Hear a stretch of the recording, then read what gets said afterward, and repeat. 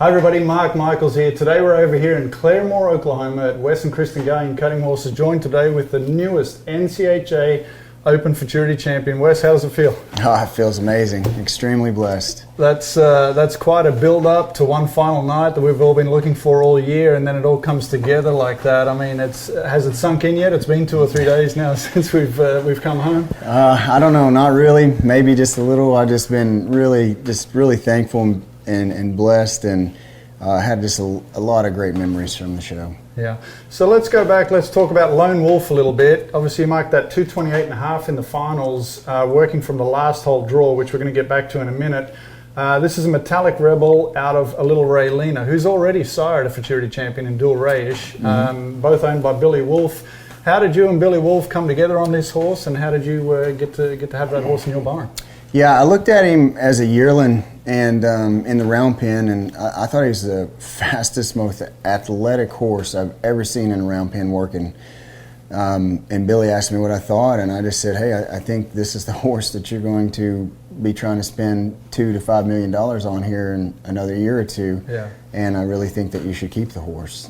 And that's really where it came from. Yeah, and so from that day he kept it, and then he sent it to you. Yes, sir. So you've had that horse in your program all the way along? Yes, sir. Yeah, and this is the one we saw some YouTube or some Facebook videos of him early on, yes, already sir. Excelling. Yeah, as a late 2-year-old, we put out a video clip of him, and he was pretty unique and very dynamic. Yeah, no, he definitely caught a lot of people's attention right there. So like I said, a 219.5 in the first go around, 214.5 in the second go around, then you come back in the semis, put a beautiful run together, 225, second highest score in the semis.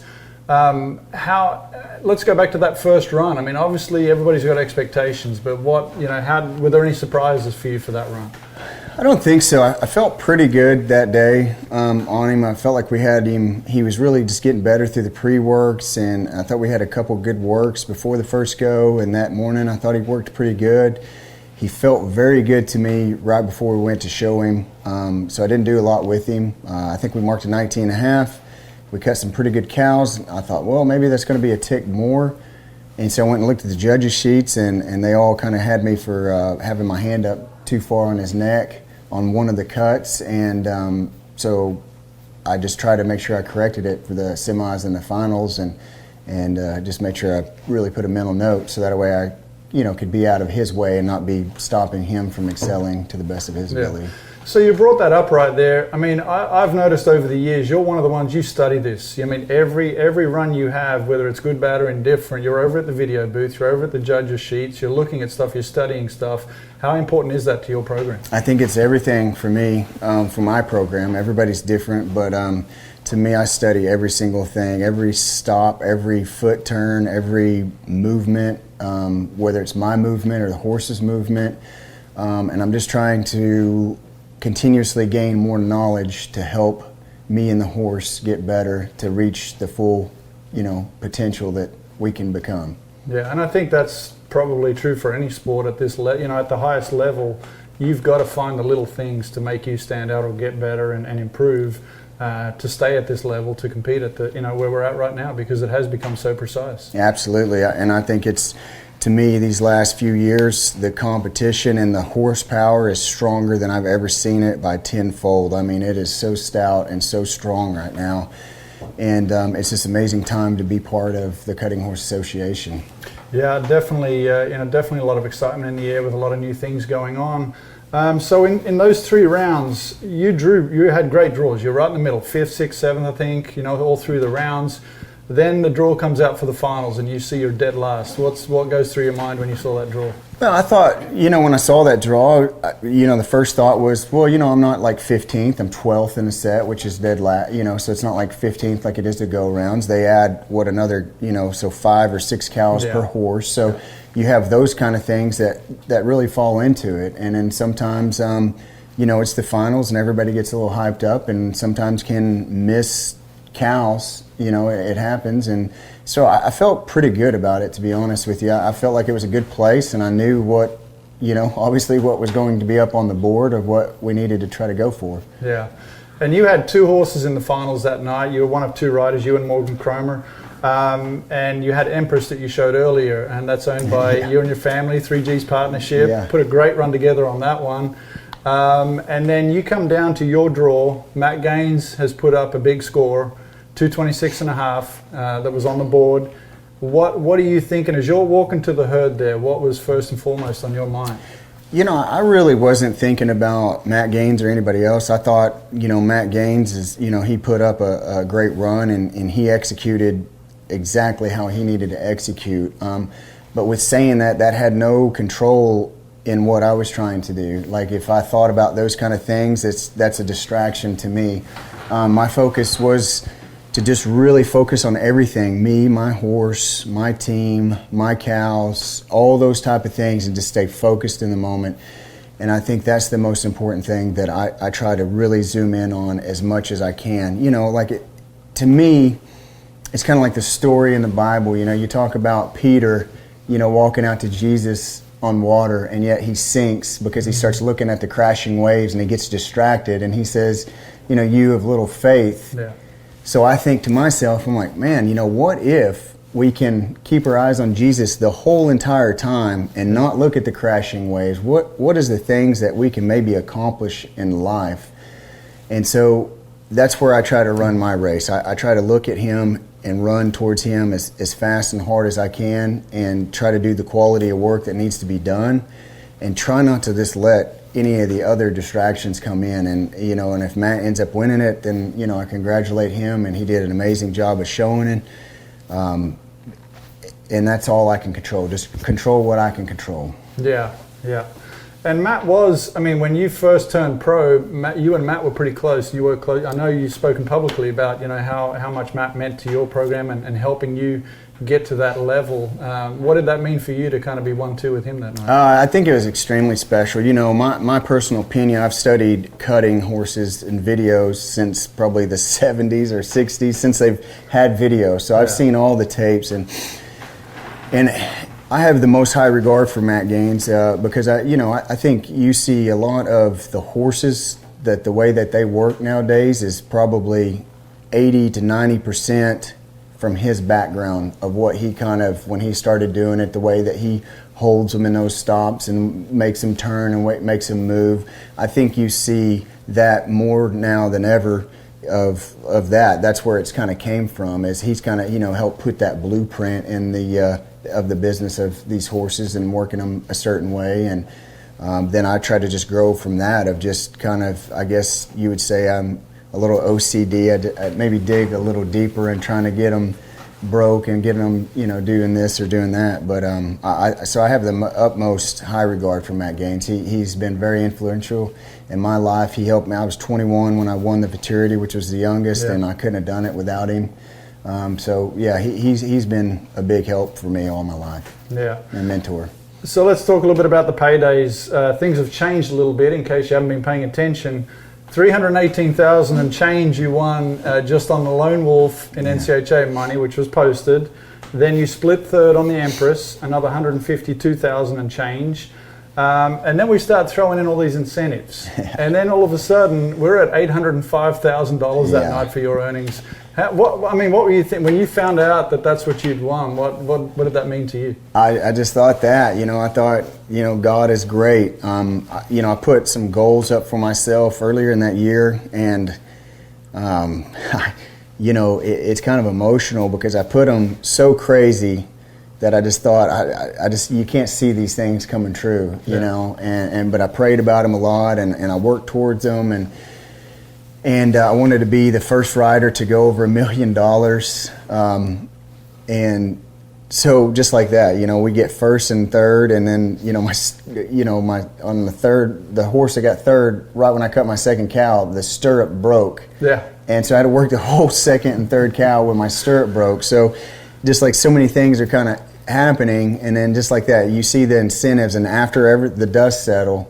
And I see that, and then I see that we were first and third and won $805,000. I mean, I was just so blessed and tremendously grateful was the best way to put it. And then to see, you know, our rider stats end up going for over 1.3 million, and I was just like, wow. I mean, he he really showed off of what he could do on prayers. Yeah, and like I said, I mean, there's only been a few riders that have done that. Bill Riddle winning the Masters, winning $1 million there that night, and Austin Shepard, and now you with 1.3 million, significantly higher than those other two, and just a true testament of what's going on in the industry right now. And let's talk about that a little bit. I mean, yes, horse prices are high right now. The market is strong, but the purses at these shows are also strong. And then we've got these incentives coming up that stallion owners, Western Bloodstock, Brazos Valley Stallion Station, Metallica, I mean, they're giving back. They're putting money back into the sport.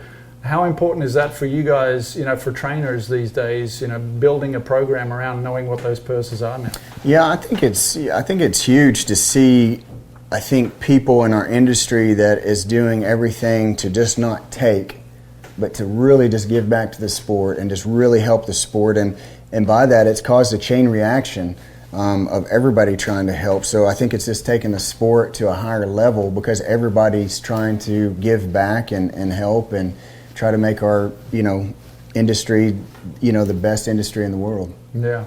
Well, let's backtrack a little bit now to 2004. You won your first Open Futurity as a non-pro at 21 years of age, youngest rider to ever do it. You came in there, obviously, what we've seen with these non-pros is that when they get into the Open, there is no fear, there is no nothing, there's no, nobody is holding them accountable because they're just going for it. That night, you were also last in the first set, I believe. That's right. Yeah, so another last hole draw. So yeah. That night you were also fourth in the non-pro, and then you made the decision to go pro. What went into that? Well, I think, that mindset back then, it was a little different now. I think, I'd like to say that, I think a lot of people now I see are very supportive of people, of the young kids showing and everything like that. And I know, when I decided to, show him there, we kind of got a lot of heat in our corner for, me being able to show that horse that maybe I shouldn't been allowed, shouldn't do it and this or that. And so we got a lot of pushback. So it was a big mountain at the time for us to be able to accomplish that goal. But it was a tremendous blessing at the time too. So. Well, that horse, and you proved yourselves that you had a right to be there that night. Yeah. And obviously, And I think that's exactly right. And I think you helped, sometimes that kind of helped the fuel of just, everybody kind of just, looking at you as like, you don't supposed to be here and that kind of stuff like that back then. And, obviously there was people that were supportive, but it was just, super awesome that you got the final result. Yeah. Well, and then that horse, had a big impact on your program, not only himself, but also some of the progeny. You came back and won the Super Stakes on one out of him, and then you were reserve at the Futurity as well on one back in 2010, I believe? Yes, sir. Yeah. So what did that mean to you? To be able to ride those ones out of one that had given you so much success? Yeah, I think it was each individual horse kind of has its own thing, but to ride some out of him, it was super cool to be able to go on and prove that he was a sire. Yeah. So now you've just crossed over the $6 million mark, an unbelievable feat, and you're starting to get into a very small group of guys now that are getting up into that level. What does that mean for your program? I think the same thing, just showing tremendous gratitude and just, I've grown up since in this business and, I've looked up to the Billy Freemans and the Ronnie Rice. You see these people at the Futurities, they were, idols of mine growing up and, you just couldn't wait. You were chomping at the bit to kind of get to that point, to get to go just compete at that level. And now we're here, and I think just that. I'm just very, very humbled and grateful and blessed for the horses that have been in my care to be able to have that opportunity to ride down there and the chance to be able to do those things. Well, and you've had the opportunity to ride some really good horses, but you've made the most out of those horses. You look at Buttons. Look at Little Rattler, on Third Edge. There's been some big names in your program that have really gone on to excel. And then also achieving Open Horse of the Year in 2022 on Third Edge. You were a qualifier for the American Performance Horseman last year, or this year, I guess. Both years, and then next year you'll be qualified as well. and then the run for $1 million. Yes, and what does it mean for you for these extra programs that are throwing so much money out there? How does that drive you? I think I'm a very competitive person, so if it's, wherever there's a great elite competition, I want to do everything I can to be a part of it and in it. And, I think iron sharpens iron, and I really crave competition and love being around it. And I love getting to do what I get to do for a living. And those kind of things just really excite me, and I really look forward to competing at a high level and trying to represent my family's name the best that I can. Well, and speaking of that family name, I mean, we can go back to Kenneth, your grandfather, yeah. And then your dad Jody, and you got your brother Bo, Yeah. you've got your sister Christina, brother-in-law Lloyd. I mean, there's all kinds of horsemanship surrounding you in that family, and with Kristen as well, and the girls now. Absolutely. They're heavily involved with the Western Pleasure. You recently had a dispersal sale, focusing more on the cutting side of things, but still keeping a few Western Pleasures for the girls. How do you balance all that? Yeah, I think you just try to zero in and do, you pick your battles of what you try to do and try to maximize on those of just, wherever you go, you just try to give it the best you can. And obviously we, sold some horses because we weren't able to be doing the best we could at every category. So we're, trying to just zero in as much as we can. And like you said too, like being around Bo and Dad and Lloyd and everything like that, I really believe that iron sharpens iron, and I crave getting to be around them because they push me to be better, whether we're in pre-works or whatever it is. And I think it's the same for them as well, that, like when you get together, like you're competing and getting, you're just pushing each other every single day to get better and get better and get better. And then you fail, and then you look at the videos and you see why you failed and figure out why we failed, and then go back to work and try to fix those and correct those mistakes that we're making. Well, the foundation is key to any successful program, and obviously yours starts with faith. And then, you mentioned earlier you set goals for yourself. What are now some goals that you might be throwing around for 2024? Well, I'm not going to tell those out loud. I'm going to keep those within myself. So, but yeah, I always try to set goals to give me something to look forward to and set my mind to really dig deep. So that way, I think, one of the worst things for me, or I think anybody, is to get comfortable, to almost get where you procrastinate just a little bit. So it's good to have these goals, because when you start to have these days that are not going quite as good, you don't just say, oh well, it's just a day, and you go move on. You try to find a way to dig a little deeper and push a little harder and try to watch a little more video and work that extra horse or whatever it takes, because that's what it's going to take to be able to achieve your goal. So you got to set those and able to achieve them, because if you don't, then you'll just get comfortable, and then when you get comfortable, I just feel like you don't do as good, and so sometimes it's trying to keep yourself uncomfortable at times to keep digging and pushing forward. Yeah, that's well said. And I think you go back to what you said. You set yourself a kind of an unrealistic goal this year to go over $1 million, and look where it got you. But you've got to. You can't set goals within your reach, because then it becomes, you just do the same thing you did last year, and that's how we're not going to get better. What are some of the things, you're a big sports guy, what are some of the things that you take away from other sports that you see that you can bring into your program?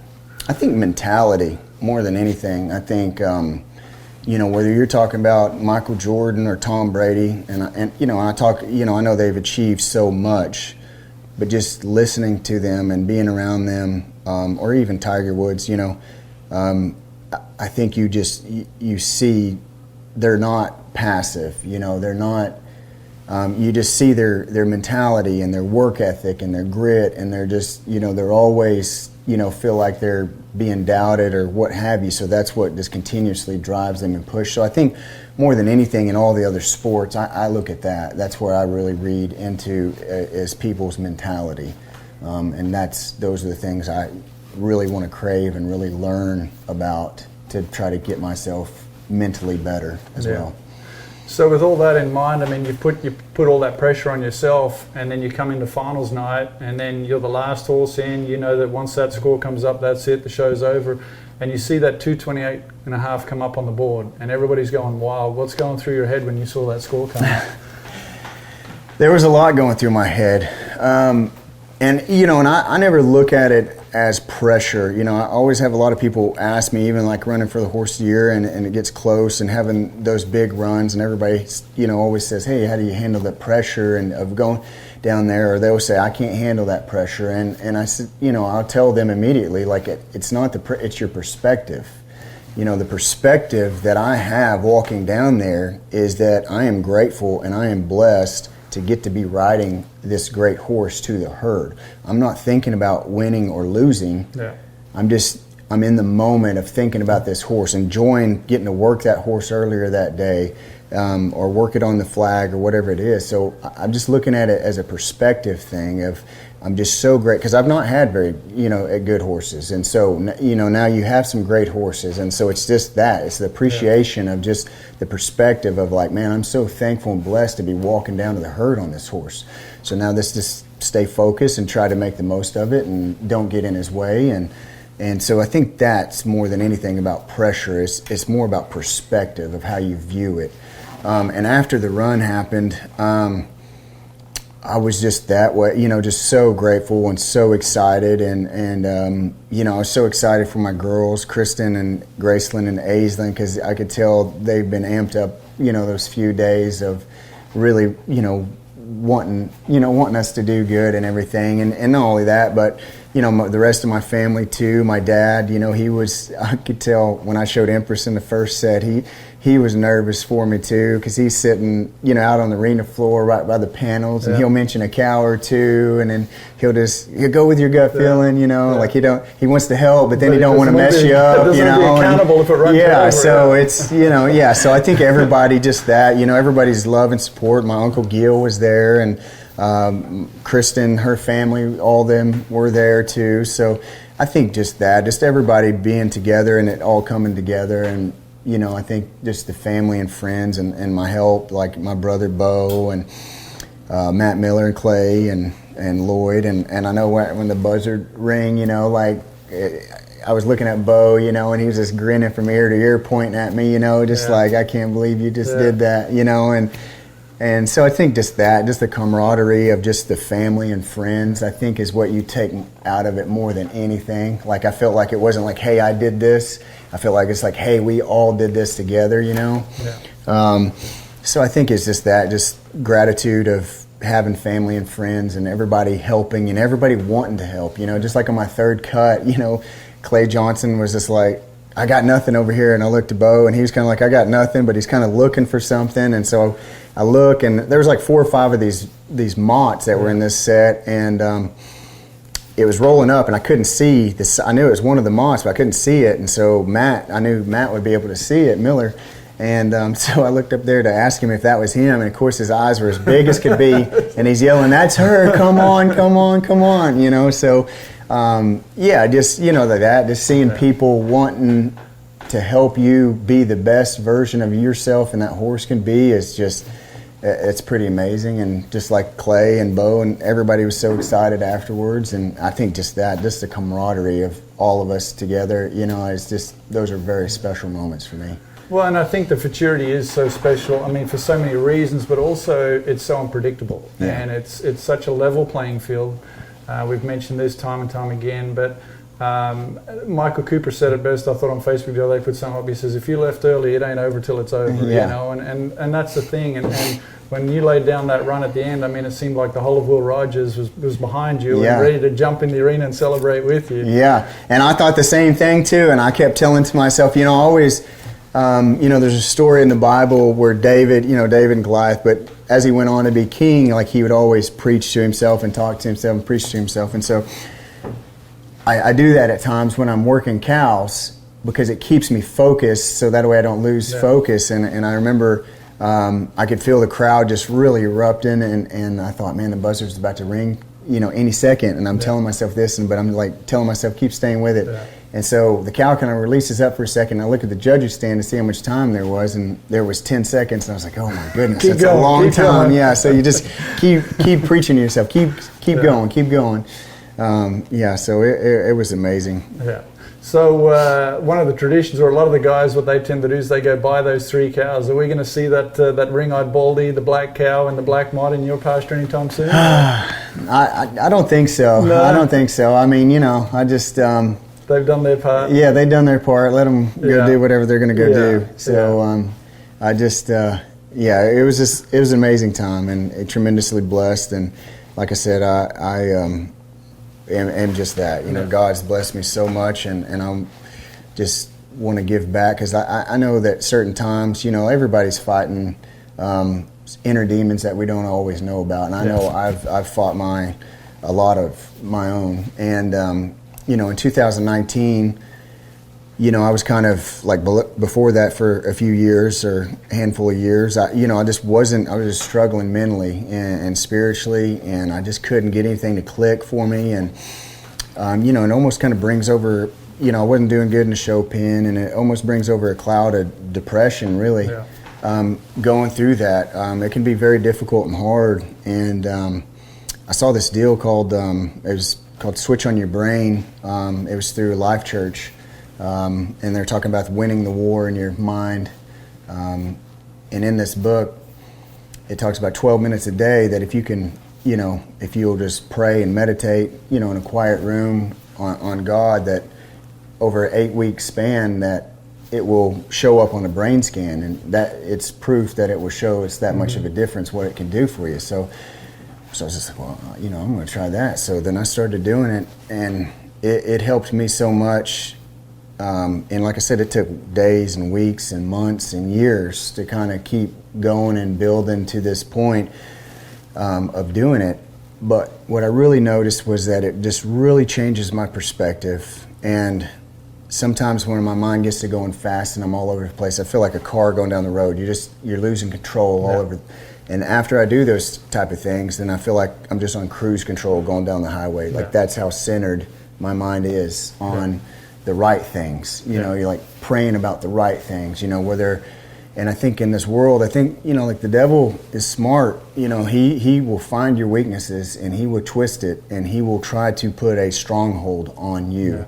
I believe, whether you're talking about depression or anxieties or being alcoholic or drugs or lustful thoughts, whatever those things that a person struggles with. Yeah. I believe that he tries to put that stronghold on it, and then when he does, he keeps twisting down. So it's good to kind of break through that shell and to be able to see those things. And like I said, and I would deal from all this too, like of anger, so it would be, you're battling maybe a little depression of everything, and then I had to deal with the anger. So now I'm frustrated, I'm mad all the time because things are not going right and the horse is not working right. And so when I started doing this stuff, I decided, hey, I'm just going to hit the reset button on everything in life. Like all my horses and everything, I'm just going to hit the reset button. And then when COVID happened, it actually helped it, because we had 4 or 5 months where we were just at the house. And so I really dug deep into that of trying to change my mind. And what I learned about it is it's like a dog in a backyard. They create a path in this grass. Yep. And those are our habits, and those are the strongholds that we have. And to change that is very difficult and very hard. But you have to just keep on believing and praying and going and fighting. And I really believe that you can come out of anything through that. And I think this is a perfect example for me of coming out of all those things, of what he has done for me.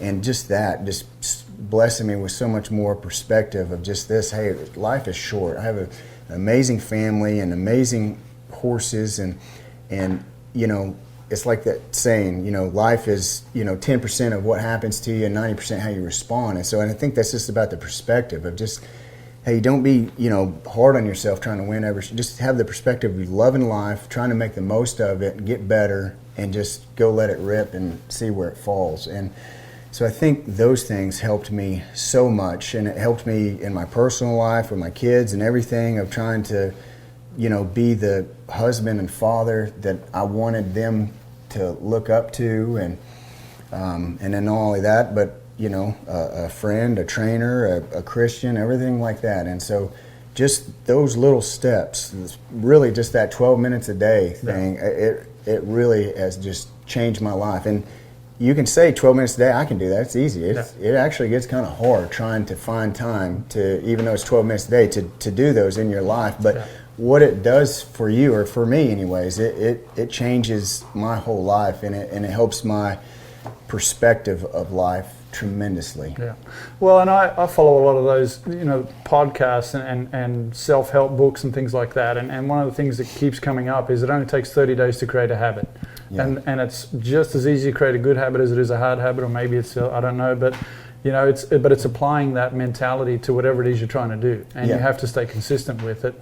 And we all struggle with that at different times. Yeah. And I think, and another good point too, is just like that. And when you will start to think you're doing good, and pressure will come, whether it's a big show or something's about to happen, and you got to know that, listen, the devil doesn't want you to succeed at these things. He wants to put that stronghold on you, so he's going to come full court press on you to try to mess with your mind, of get it rattled or get angry or whatever. So your mind's going to start, like, I know, like, before I have done great things in the past few years, I feel like I get attacked mentally more than anything, and I try to pray more and more and more and just go into it, and then it just starts to eliminate it. Where if I don't, then my mind starts running away with itself, where I can't control it and I can't block it out and I can't get it out of there. Yeah. So it's really just helped me in my faith in that, of just really leaning on Him, and then just saying, hey, how far can we go in our faith? I believe that God is not trying to punish us for things that we have done wrong. I really believe that He wants us to achieve the greatest things that we've ever achieved in this world, but it's up to us to go the distance in our faith to actually get there. Yeah. And that's the free will of it. Like, how far are you determined to go in your faith, and the discipline in that faith to get there to that point? And I think this is a perfect example of Him showing great reward for all this, and because this is all His doing, and this is all His work is from this. Putting your trust in the Lord. Yes, sir. Yeah, that's what it's all about. So walking through the barn down here before we came up here, Sammy and the girls are down there. They're busy taking care of horses, and I'm seeing Empress, and I see 1942, and I'm seeing Lone Wolf and Feeling Dangerous, and I'm thinking, man, this trailer, when it loads up and gets ready to go somewhere, all these bullets in the guns. So what is the plan? Obviously a little downtime now. We've got Christmas coming up. But what are your plans here over the next month or so? I think that just with the horsepower, like I said, I've been without of it. I've been on the top of the mountain and been blessed, and then I've been at the bottom of the valley. And that bottom of the valley, it's very difficult, and it's very tough to come out of that. But you can do it, like I said, through the faith. But just that as you seeing that is just His blessings of what He's blessed me. Those are not my horses. Those are just horses on lease from Him that He's blessed me with. And so I think right now, the biggest thing is I always try to say God, family, horses. And it's easy to say those things, but it's harder to do. Yeah. So my family's taken sacrifices of getting ready for this futurity. It's a month long, and that's a whole mental different ball game than anybody's used to for a year of showing, because the show's just so different. Yeah. So I think my mental part right now is to really give back to them. Try to spend time with them. The girls are playing basketball right now. Try to be coaching them up and practicing with them. Try to take them on a vacation, and I'm probably not going to go to Abilene, so we'll go to something after that. But just really try to dive into them as much as I can and be the best I can be for them. Yeah. Well, and like you said, the girls, they're still doing the Western Pleasure thing. Yeah. Come on, fess up. Do you get on a Western Pleasure horse to kind of show them how it's done every once in a while? No. So funny story is me and Kristen, we joke around a little bit and we talk trash, and she gets her mare out, VS Lady in Red, and she gets out in the arena and she switches leads on her bareback and everything. And so she was kind of talking trash, and I was like, oh, I can do that. So then she was just like trying to tell me how to change leads, riding her bareback. And so I actually happened to do it. And so I just did it the one time, and I said, there you go, there it is. And I got off, and I wasn't going to do it again because I knew I wasn't going to be able to do it again. So I was just like, I got so lucky. So, so it was. Reps to Kristen for having that one really trained up, amateur proof. Yeah, luckily she probably changed leads on it first, so that way I just thought it was schooled up. Schooled up, just like you do for your customers. That's right. That's right. Yeah. What about your plans for Christmas? I think that just sit back and enjoy the girls and Yeah. just really enjoy the holidays and make the most of life right now. Yeah. Well, Wes, it's been a fun journey. Like you said, it was a marathon show there at the Yeah. NCHA Futurity, but what an ending and what a special story it was. We can't wait to see you bust them out next year and see what comes next. Yeah, I can't wait either. It's going to be very exciting, and we're really looking forward to the year and what the year is going to bring us. All right. Well, that wraps it up here from Wes and Kristen Galyean Cutting Horses up here in Claremore, Oklahoma. I want to thank everybody for tuning in. Thank the Galyans for having us out today. Be sure to tune in to CHC Live Scoring later in December when we kind of kick things off again. Getting ready for Abilene and some of those other shows that are coming up. So, Wes, congratulations. Thanks, buddy. Merry Christmas. I appreciate it. Merry Christmas, everybody. Merry Christmas.